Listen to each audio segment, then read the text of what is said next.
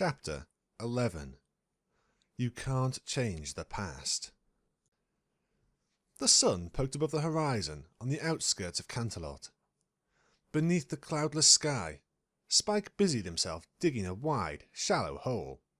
Several massive wooden crates held large crystal spires, awaiting their proper placement. Another box held a collection of not yet floating gems. Next to the hole in progress was a massive crystal slab, rounded underneath. Some wood, repurposed from its packaging, held it steady as Twilight Sparkle walked on top of it. She slowly walked around the top of her slab, horn lowered. A stream of magic emitting from it slowly carved a fresh magic circle in the crystal. Twilight's eyes darted back and forth between her carving and the scroll hovering next to her. She stopped to double-check her work.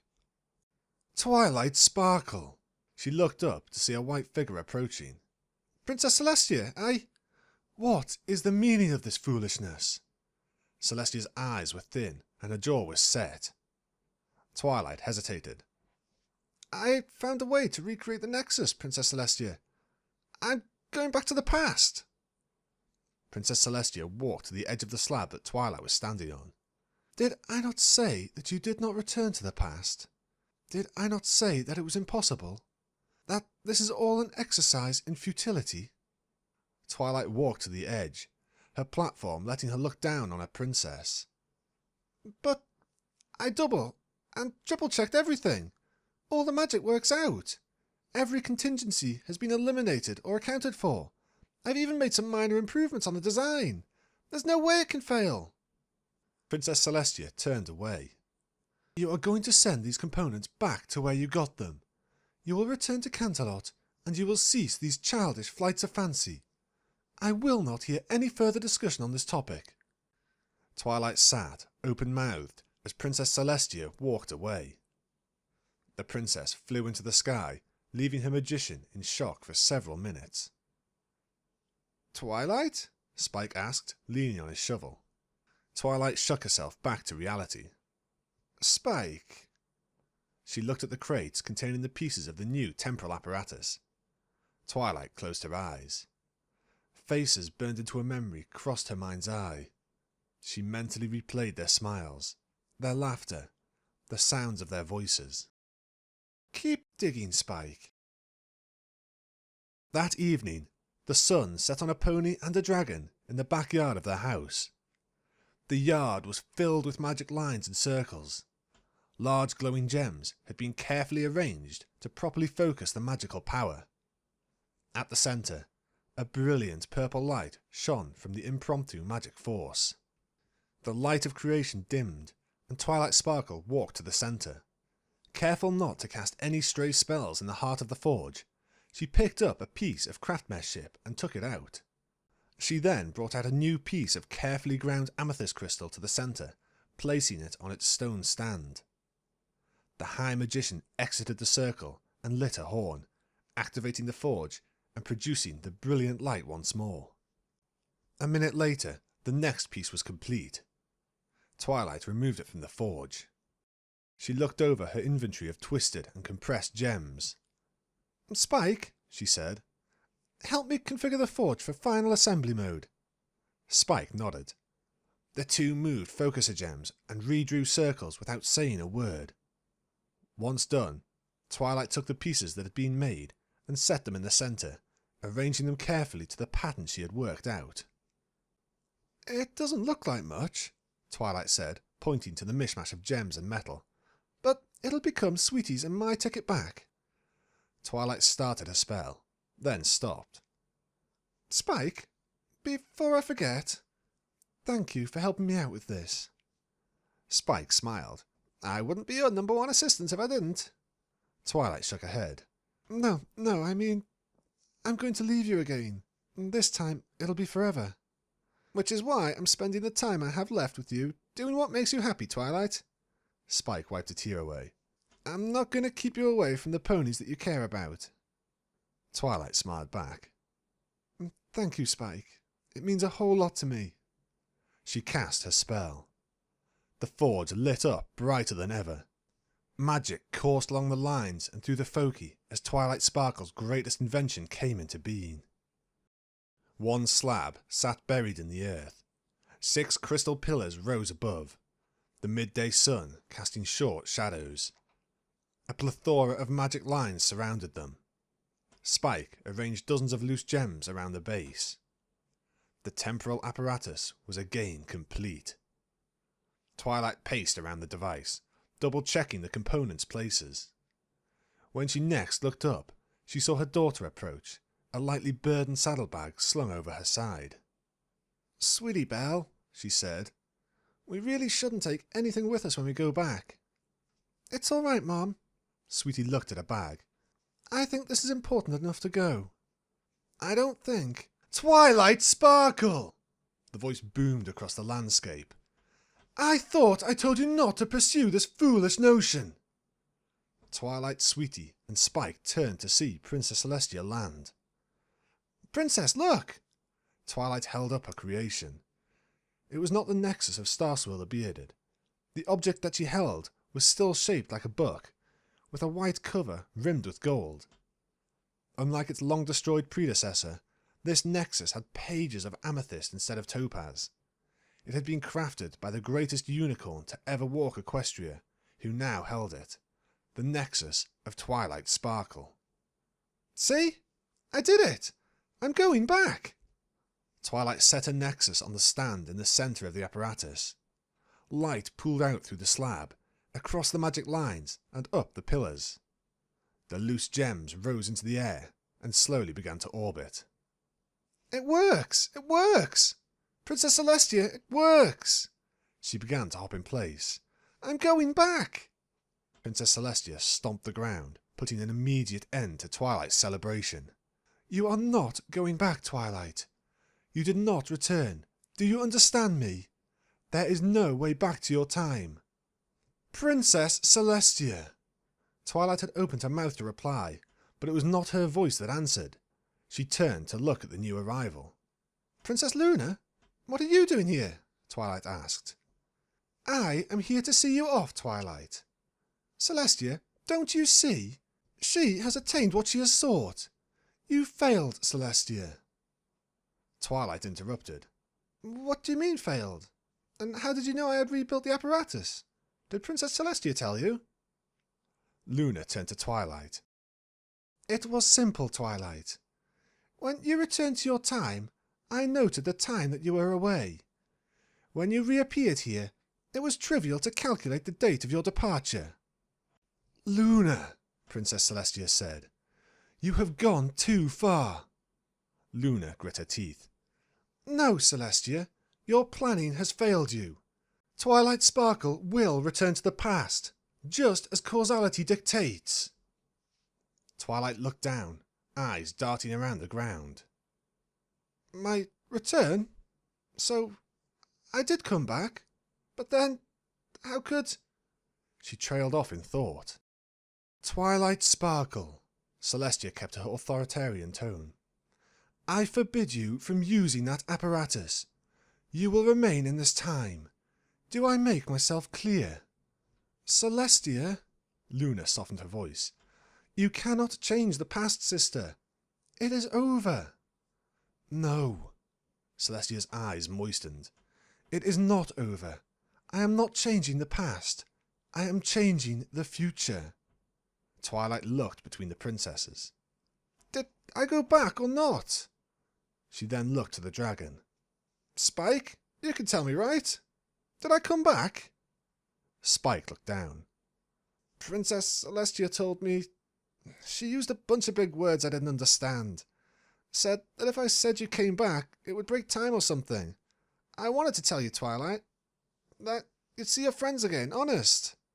But then—" Twilight looked around, bewildered. "How can Princess Celestia think that I didn't?"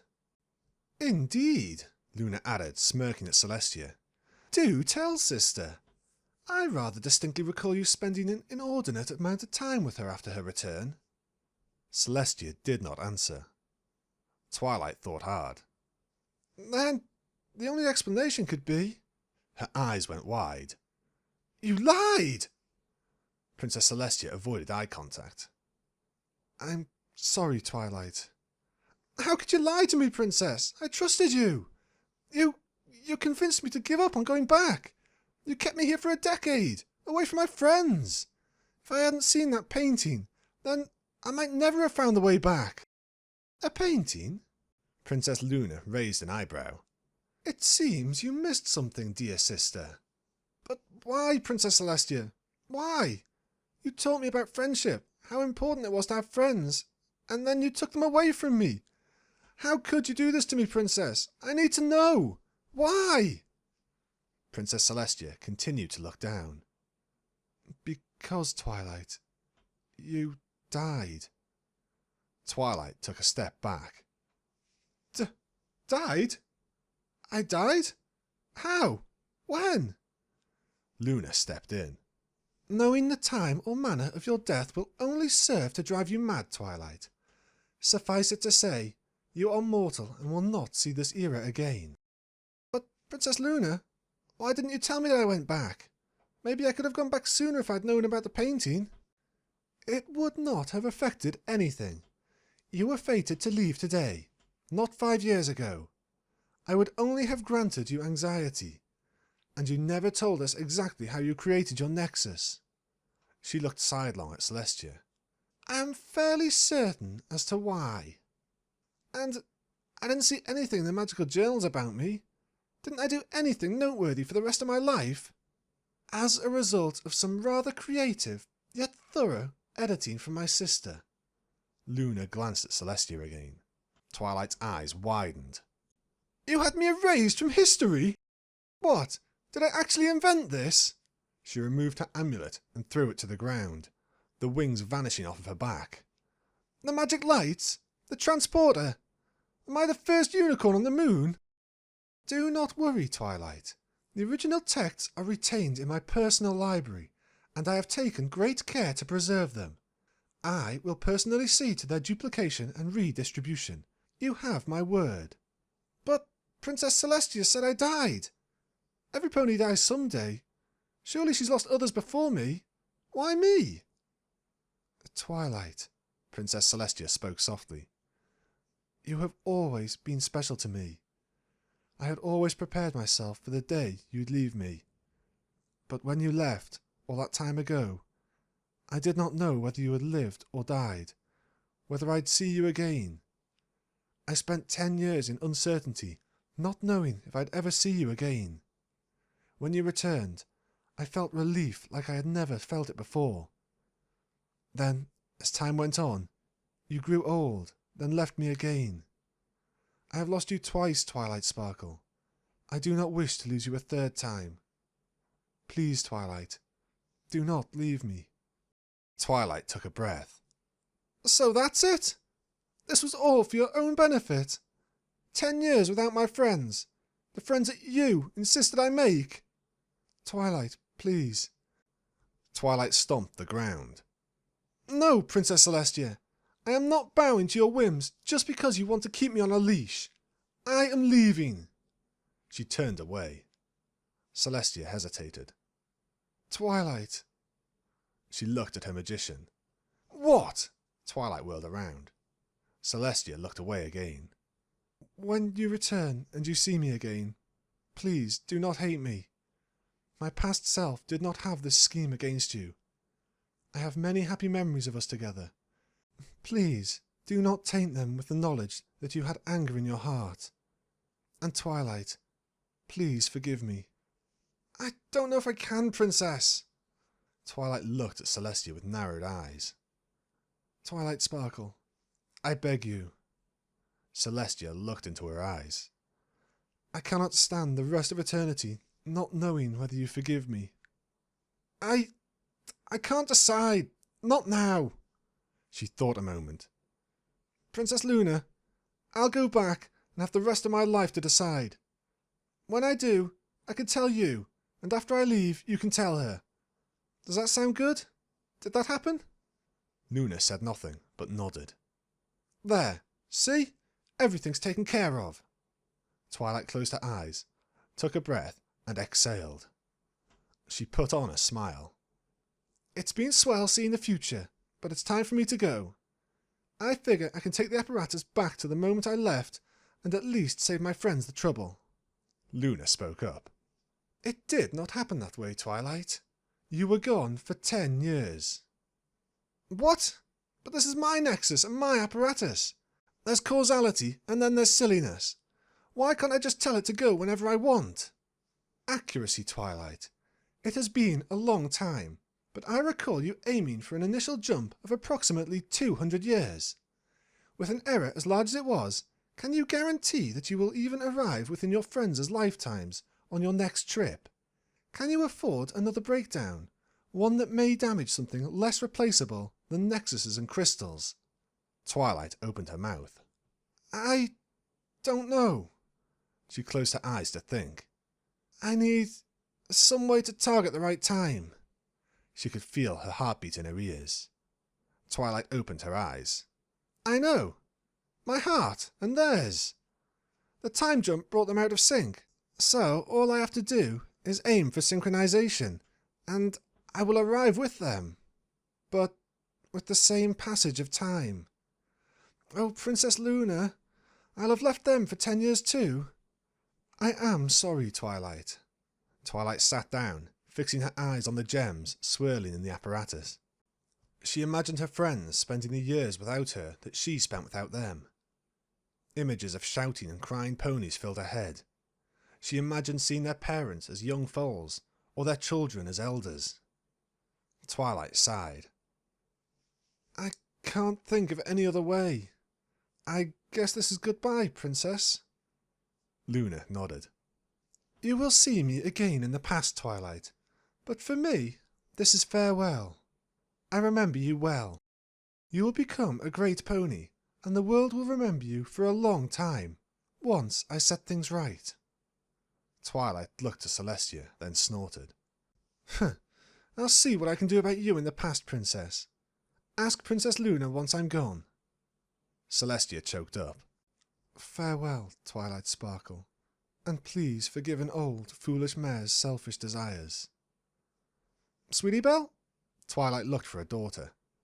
Sweetie Belle sat off to the side next to Spike. She rolled up a scroll she had been writing on and placed it in her bag. Sweetie Belle? Twilight repeated, getting her attention.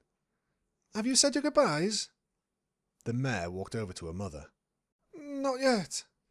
She squeezed her eyes shut, then jumped forwards into an embrace. Goodbye, Mom. Twilight pulled her off. Sweetie Belle? Sweetie Belle stood, looking into her mother's eyes. I'm not going back. I'm staying in this time. What do you mean? Why aren't you going back? Princess Luna? Twilight turned to her. Sweetie Belle came back too, right? Luna replied, I will not influence her decision. I can't go, Mom. Sweetie Belle put her hoof over her heart. You belong in your time, and I belong in this one. I have my friends here, and my career, and the troupe. I have Spike. We've talked, and he's going to live with me from now on, so we can take care of each other. But, Twilight started, what about Apple Bloom, or Scootaloo? Aren't they your friends too? What about Rarity? Don't you want to see Rarity again? Sweetie Belle blinked back tears. I do want to see her again, and I miss her. But if I go, I'll miss Apple Crisp and Spotlight and the rest of the troupe. I made my decision, Mom, which is why I brought this. She levitated her saddleback off of her back and onto Twilight's. Give this to them when you get back. Sweetie Belle. Twilight swept her up into a hug, tears running down her face. I don't want to leave you behind. You mean so much to me. Sweetie Belle nudged Twilight backwards. I know, Mom, but I have to stay behind. I'll look up as much as I can about you, and I'll have plays written about you, and I'll sing about you on stage in every corner of Equestria, so the whole world knows how great of a pony you were. And I'll plant trees, lots of trees, all over. I'll show them what it means to sit under a tree in the summer, or have an apple right off the branches.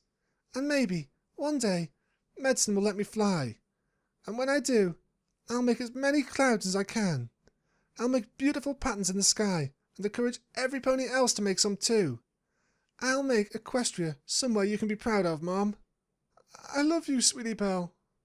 I love you too, Mom. Thank you. Thank you for everything you've done for me. When they released, Twilight found herself standing at the centre of the apparatus. Sweetie Belle, I'll miss you. I love you so, so much, Sweetie Belle. I love you too, Mom. Sweetie fought back tears as she backed off of the slab. Spike? Twilight looked at the dragon. There's room for one more. Do you want to come back with me? Spike shook his head. I'm already in the past, Twilight. Happy at finally seeing you again. There doesn't have to be two of me. Besides, Sweetie Belle needs someone to keep her out of trouble with you gone. Twilight sniffled. I don't know if I'll ever say it in the past, so I do love you, Spike. And I appreciate everything you've ever done for me. I know, Twilight. Say hi to past Spike for me. And I love you too. Now don't keep your friends waiting any longer. Twilight looked between the two princesses, to her daughter, and to the dragon. Goodbye, all of you. I'll make sure to give you plenty of happy memories. Twilight's horn illuminated, and the temporal apparatus powered up. Then she was gone.